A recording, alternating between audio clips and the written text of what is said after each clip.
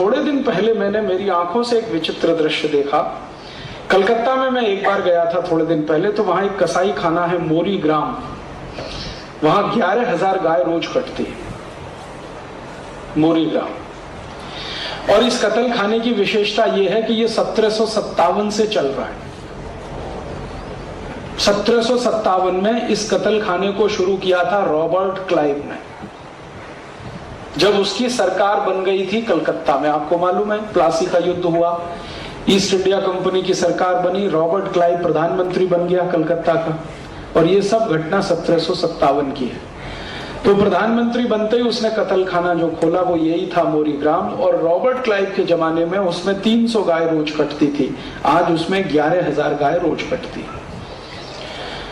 मांस ऐसे ही एक्सपोर्ट होता है, तरीका वही है काटने का जो मैंने थोड़ी देर पहले बताया, लेकिन जो खून निकलता है उसको कुछ लोग खरीद के ले जाते हैं। मैंने देखा कि वो सब चाय के व्यापारी। तो पूछा भैया तुम क्या कर रहे हो? कहते यार क्या बताएं, इसकी जरूरत पड़ती है। क्या जरूरत पड़ती है? तो कहते हैं कि जो चाय है ना, असली चाय, वो तो पत्ते वाली है, वो तो हमको देखने को भी नहीं मिलती है, वो टी बैग्स में पैक होके सब एक्सपोर्ट हो जाती है। अब पत्ते वाली चाय को चुनते समय जो टी डस्ट रह जाती है, पीछे से टूटी हुई छोटी छोटी डंडियां, वो भारत में बिकती है। अब उसकी समस्या ये है कि उसको पानी में डालो तो पूरा कलर नहीं आता। तो उस टी डस्ट पर जानवरों के कत्ल खानों से निकाले गए खून की कोटिंग करके सुखा के भारत में बेचा जाता है। और भारतवासी जिस दिन उपवास करते हैं उस दिन चाय जरूर पीते हैं।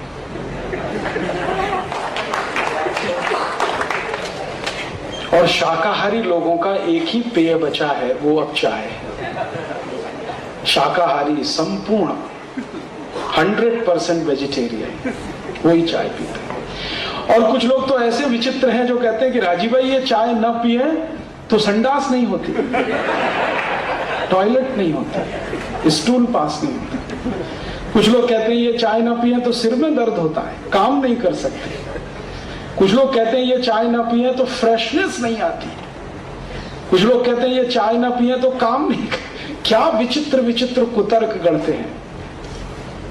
और मुंबई में एक बाजार है, मूलजी जेठा बाजार, वहां हर मिनट पे चाय पीते हैं, हर दूसरे मिनट पे चाय पीते हैं। दिन में 20, 25, 30, 40 प्याले पी जाएं, कोई मुश्किल नहीं। ऐसा सब विचित्र खेल इस देश में चलता है। मुझे दुख इस बात का है कि जो हिंसा कर रहे हैं, जानवरों का कत्ल कर रहे हैं, वो तो पाप के भागीदार हैं ही। जो अपने को अहिंसक मानते हैं और इस पद्धति से चाय पी रहे हैं या डेक्सोरेंज खरीद कर अपनी पत्नी को पिला रहे हैं या बच्चों को दे रहे हैं, वो भी इस हिंसा के भागीदार हैं। और भारतीय शास्त्रों में लिखा गया है कि हिंसा करने का जितना पाप प्रत्यक्ष हिंसक को होता है, माने जो हिंसा कर रहा है उसको जितना पाप होता है, हिंसा की मदद करने वाले को भी उतना ही पाप होता है। ये सब खेल चल रहा है इस देश में। मुझे दुख एक ही है कि अहिंसा प्रधान भारत देश में भयंकर हिंसा हो रही है और कुतर्क उसके बड़े विचित्र विचित्र हैं। जानवरों की संख्या बढ़ जाएगी तो कहां रखेंगे, उनके भोजन की क्या व्यवस्था करेंगे, इसलिए काट